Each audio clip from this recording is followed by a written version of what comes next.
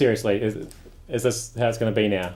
Well, hello there and welcome to another episode of glennzb TV, the show that puts glennzb into your TV. This morning I'd like to start with some things that are not news. Because we go to Spain and, yes, that's right, in fact we go to the Spanish town of Bunol for the annual Tomatina battle. This is where the truck comes along and dumps tons of tomatoes all over 40,000 people and they throw it at each other. You know the one, this one, that one there. It's not news, that happens every year. Please stop reporting this as news, TV, anyone. We even had it on the radio this morning. It's not news. An annual event is not news. If there were no tomatoes that year, that'd be, big tomato shortage, and so they couldn't have the Tomatina Festival, that'd be news. If they were all frozen and everybody got concussed when they threw them at each other, that would be news. But that hasn't happened. I'll tell you some other things which are not news, but are reported every year. Shortest day, that's not news. Happens every year. Longest day, also not news. Please don't talk about that in any news bulletins anymore. Valentine's Day, roses being expensive on Valentine's Day. We know that's going to happen. Snowing heavily in winter. That's not news. And recent not news, marijuana makes you stupid. Oh, not news. Please do not report those stories anymore. They are not stories. Alright. I'm beginning to wonder whether this is a story.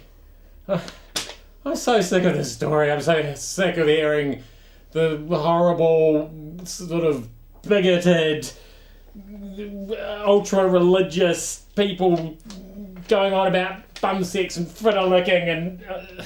we're allowed to say bum sex and fritter licking? Nobody knows what fritter licking means anyway, so I think we are. Oh, I've got graphics for this. Here we go. Here's some gay sex right here. Oh no, hang on. That's actually just more pictures of the Tomato Festival. Yeah, you can believe how long that guy's tongue is. That's scary. Anyway, I'm over it. I've got gay marriage fatigue. I'm almost as bored of gay marriage as I am of actual marriage.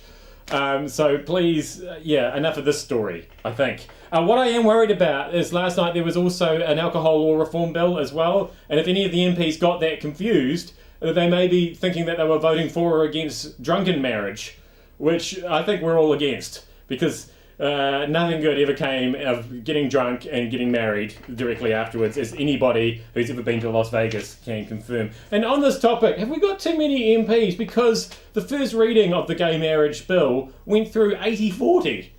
And that sounds like, I don't understand that maths. I can't make that, I don't know what the percentages are. There's an 80-20 rule, which I've heard of all the time. But never an 80-40 rule. So, I mean, because I've got a picture, this is how many MPs we've got. We've got that many. Actually, that's the Tomato Festival again. Now that I think of it, that's slightly more, that's 40,000 people. We don't have 40,000 MPs, luckily, just 120. We need to get that down to 100, then we can work out the percentages. That'll be much better. This is a question I'm asking today with Hurricane Isaac. Can you just take our word for it? Do we have to send weather reporters out into the hurricane every time? Because we know that it's a hurricane, although it's been downgraded to a tropical storm. Still pretty horrendous. I mean, I've got some pictures from the hurricane here. Now look at that kid being washed away in a sea of tomatoes. It's the Tomato Festival again. Here's my... Isaac, there we go. That's a reporter standing in the middle of... That's a Fox News reporter standing in the middle of the hurricane to tell us that that's what the hurricane is like. Can't you just do that from the studio? Can't we just set up a remote webcam? And why do we torture these guys like this? Have they done something bad in a previous life? That hardly seems fair. Just take our word for it. It's a hurricane, it's windy, it's wet, it's bad. Back to you in the studio.